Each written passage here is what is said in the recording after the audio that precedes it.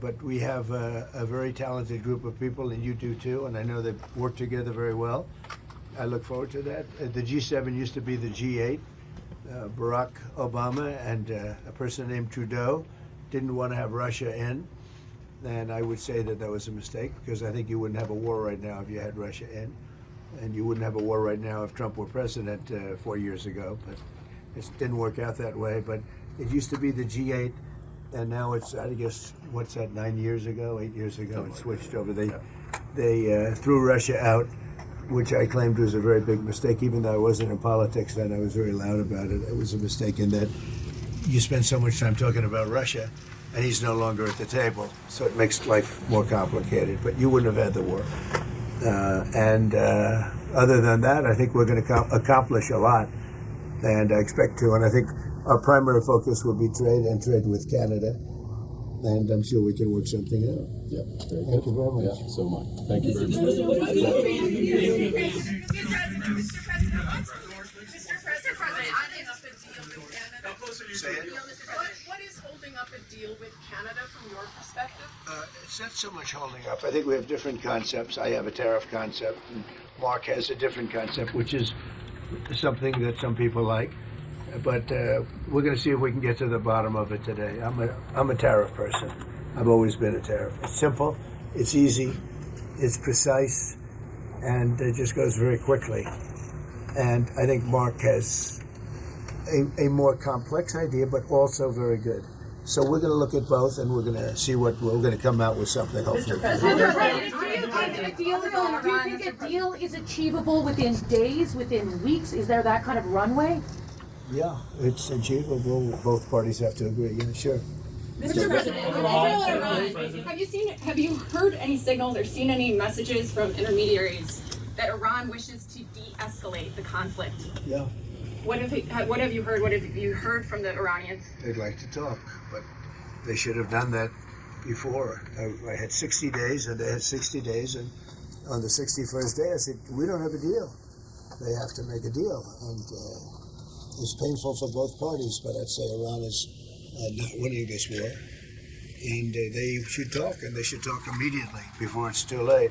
And what would you say, in your opinion, what would it take for the U.S. to get involved in this conflict militarily? I don't want to talk about that. And you mentioned Putin. Do you think that he should have a seat at the G7 today, that it should be the G8?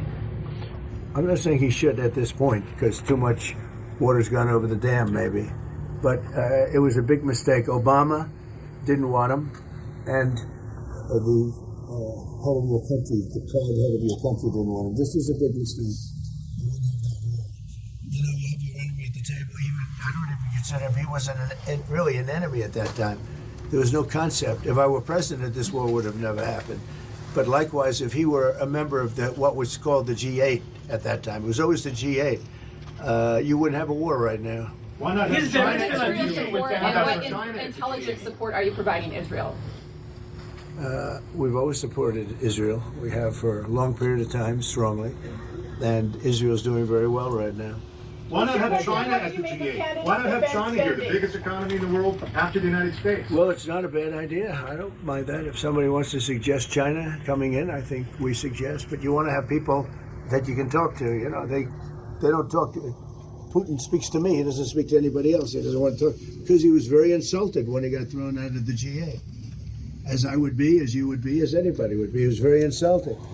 And, I mean, he was thrown out by Trudeau, who convinced one or two people, along with Obama. He was thrown out, and he's not a happy person about it, I can tell you that. He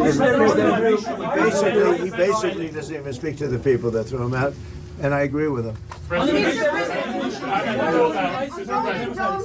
ahead. On immigration, why are you ordering ICE to target Democratic inner cities? What's behind that?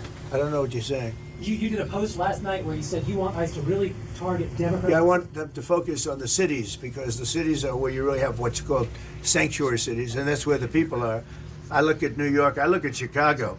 I mean, you got a really bad governor in Chicago and a bad mayor, but the governor's probably the worst in the country, Pritzker.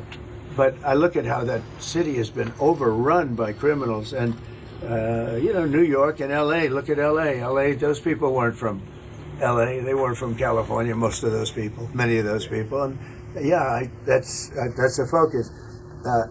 Biden allowed 21 million people to come into our country. Of that, vast numbers of those people were murderers, killers, people from gangs, people from jails. They emptied their jails out into the U.S. Most of those people are in the cities, all blue cities, all Democrat-run cities, and they think they're going to use them to vote. It's not going to happen. Thank